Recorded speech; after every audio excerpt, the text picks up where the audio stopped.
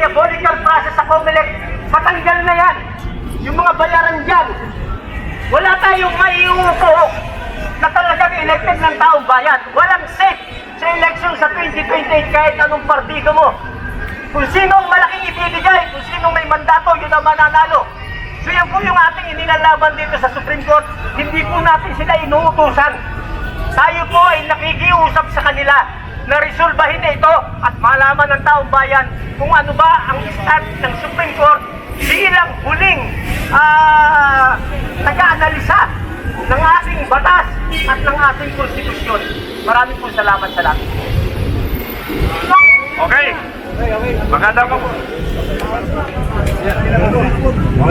Hello.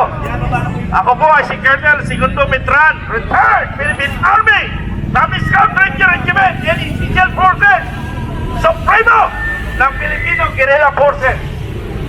Ako ay nanawagan sa mga kabaro ko, sa mga Philippine National Police and Armed Forces of the Philippines.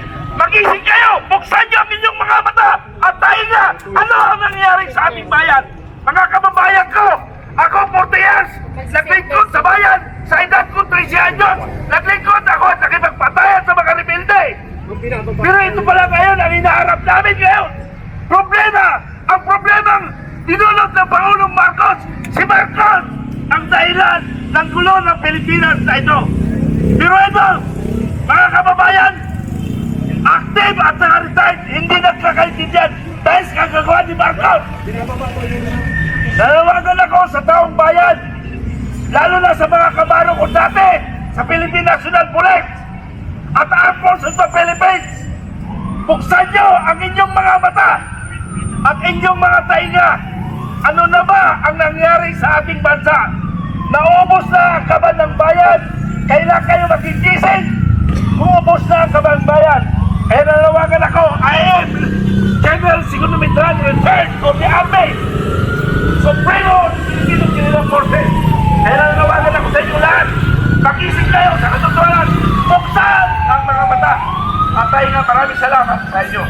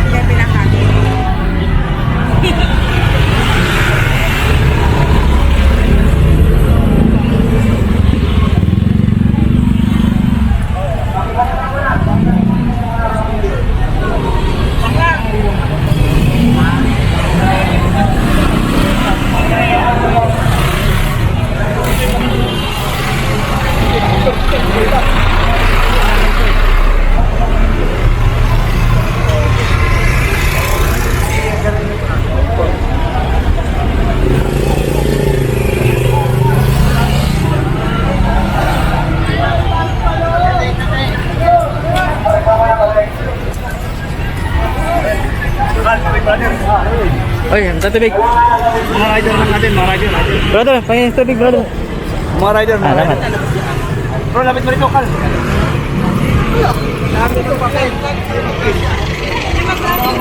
Bro, isa pa bro. Bro, isa pa.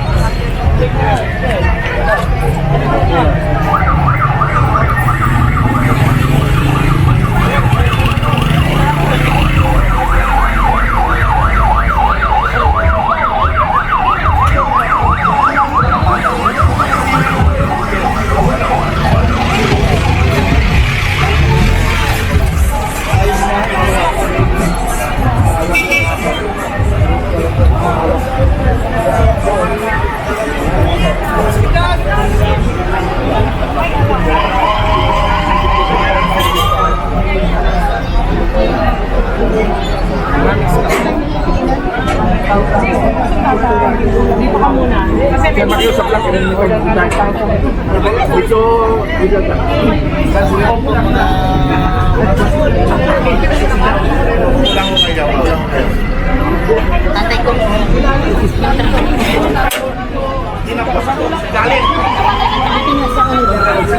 Tama lang. Layo sila. Wala.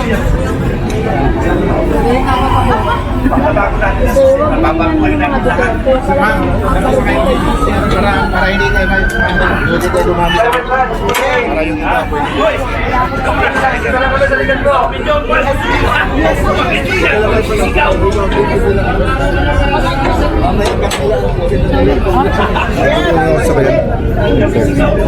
Huwag na daw kayo lumayo.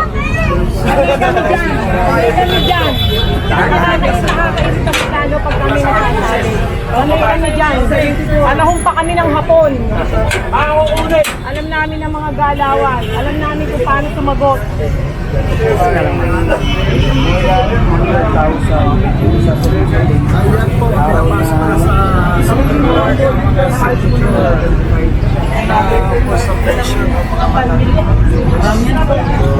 Ang dami yan yung sa hapon ng nararamdaman, di ba? Baka Enol, baka di nila kaya. 16 boxes yan. Hindi, ano kasi yan? Malalaking ano, no? Yan yung tinapos namin kagabi. 100,000. Nauna na kayo umuwi kagabi. Tapos, sinerox ng system namin. Kami nagtapos.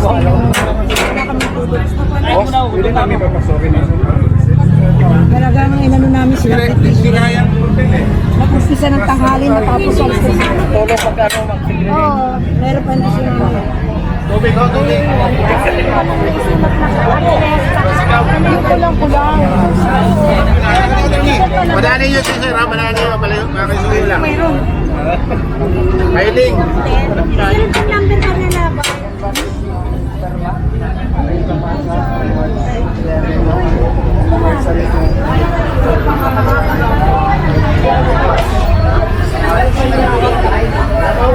Marom yan.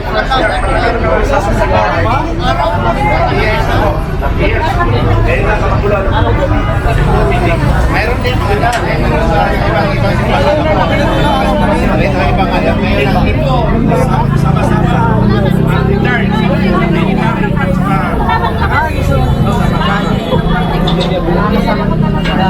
So yun ang ba?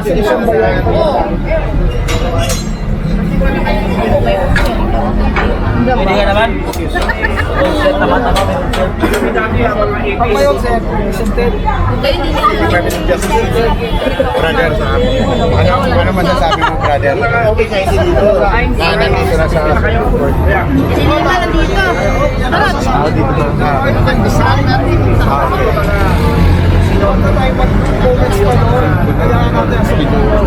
Magsama po kayo na, no? Yan ang sabi ng pagkakadesisyon ni Soto. Hindi ka gaya mo pag i-decide ka. Hindi ka complain. Dahil pilit na nila ba?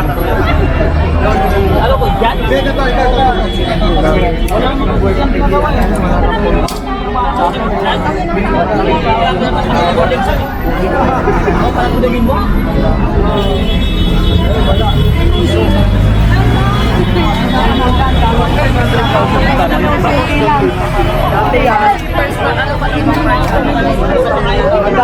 Another day ulit. Day of another hour.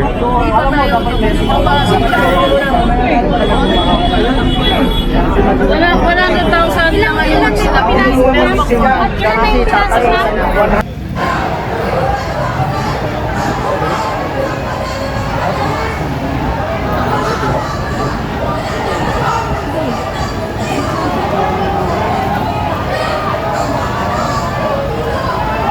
Kasama mo na, naka-vlog. Ano dalawa agad? Bakit dalawa agad?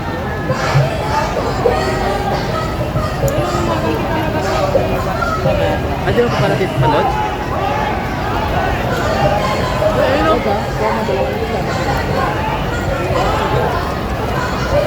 Kasi doon rin, kasama yung pamilya ko, di ba sir? Family, ano? Pwede rin, no?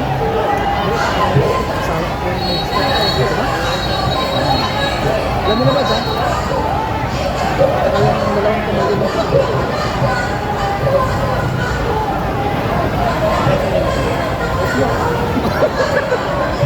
asawa ko at anak ko.